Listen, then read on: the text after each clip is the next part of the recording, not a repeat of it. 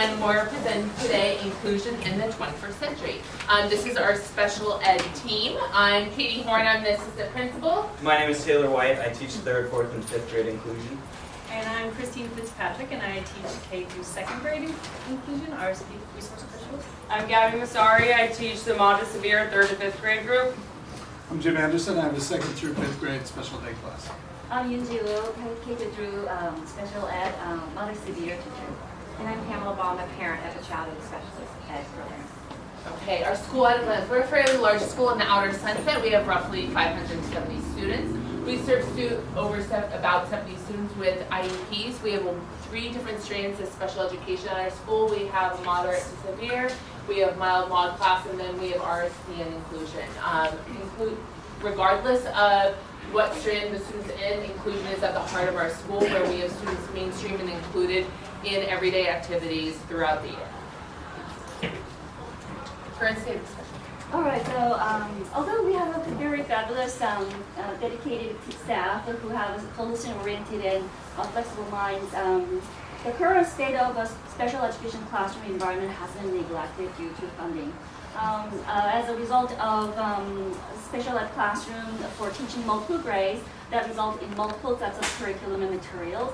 And then housing and storing this curriculum creates a visual distraction to the students that we've inserted in the same setting. With a patchwork of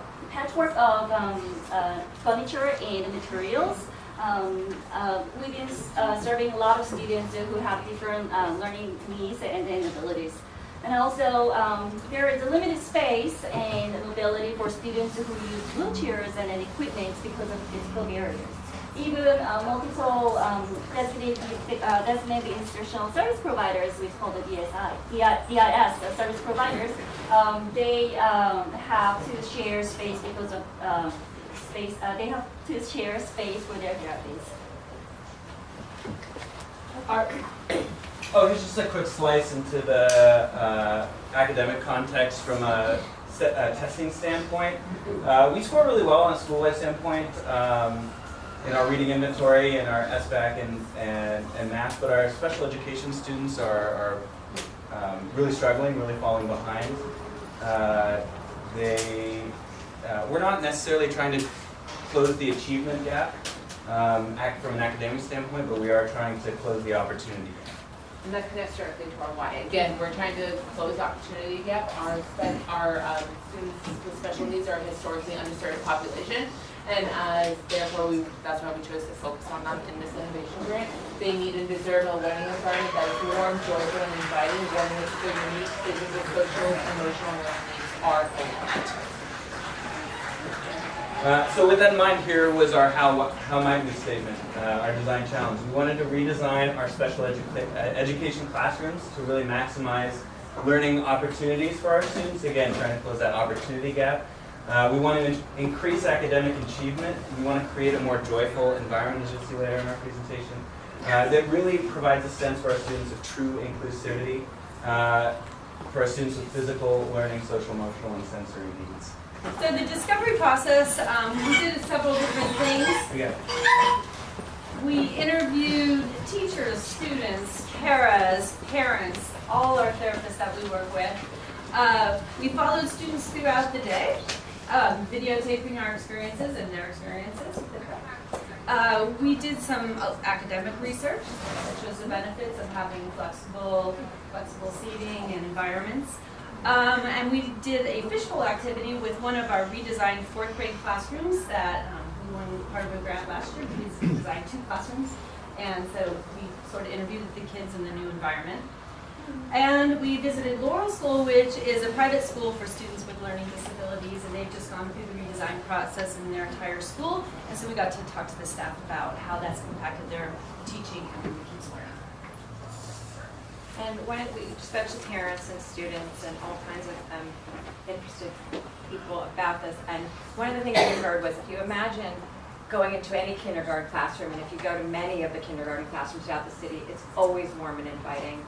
And what one parent said is, it's just not the case when you walk into a special ed classroom. While there's warmth from the adults in the room, the physical environment just isn't that way. It's not like what you see in a typically developing classroom.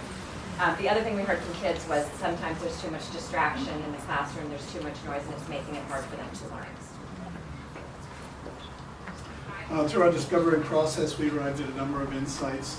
Students desire agency and they want to be involved as they navigate their instructional environment. So we want to set up the environment to support that, giving them more and more control over how they access what they need to do their work. Optimal learning conditions vary greatly from student to student, so the supports we provide to them should reflect what each student needs. Assistive technology and technology tools help support most students. One example are communication devices that they use to speak, and teachers and paraprofessionals who are gathering data related to their learning goals. And warm, joyful environments designed with educational intent result in motivation for learning and a sense of inclusion. So some research that we found, having a flexible classroom allows students to choose and create and to help them understand themselves better, while being able to better collaborate, communicate, and have more creativity. The flexible seating helps them release energy to improve metabolism, to increase motivation and engagement, create better oxygen flow to the brain, and improve strength and overall posture. Some solutions for this would be flexible seating to give our students a choice in how they want to learn, how they want to be comfortable in their learning environment. Organization to cut out the visual distractions and not having boxes for them to look at and clutter around the classroom. To have sensory support and technology for both the staff and the students. With that in mind, we came up with 3 design features, and we'll discuss all of them. The first feature is flexibility and adaptability. We've been to the iLab 4 or 5 times now, and every time that we've been in these classrooms, the seating is different, the tables are different. That's not the case in our special ed classrooms. We have old, clunky furniture that's really heavy. It's hard to manage, it's hard to manipulate. You're rolling around in these great chairs. We have the oldest, most uncomfortable chairs. We want our kids to have options where they seek what's best for them, their learning style. We want classrooms that are quickly reconfigurable. We can move the tables around. The tables become whiteboards, things like that. We have first graders in the same classroom as 5th graders, so we need to create divided spaces where there's opportunities for self-guided learning sections.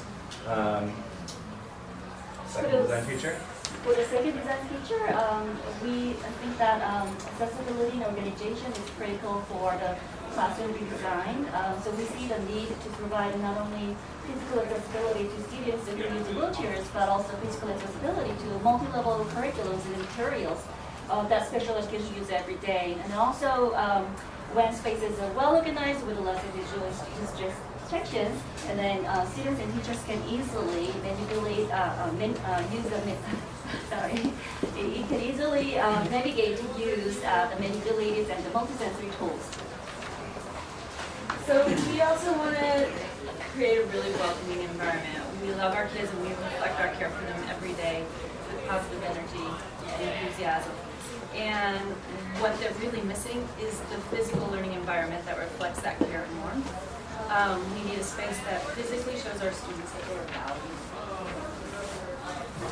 valued. We expect to have short-term and long-term outcomes for design change. So when we change the classrooms, whether it's work surfaces, materials storage, or seating, different kinds of seating, we expect students to have increased focus and attention, increased productivity, positive learning choices, excitement with new classroom changes, and a willingness to try more difficult things. And that goes with our group mindset focus this year.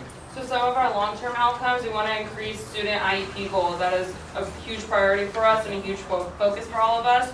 Also to give them engaging activities and meaningful activities. To promote self-regulation and self-management and self-awareness for all of our students.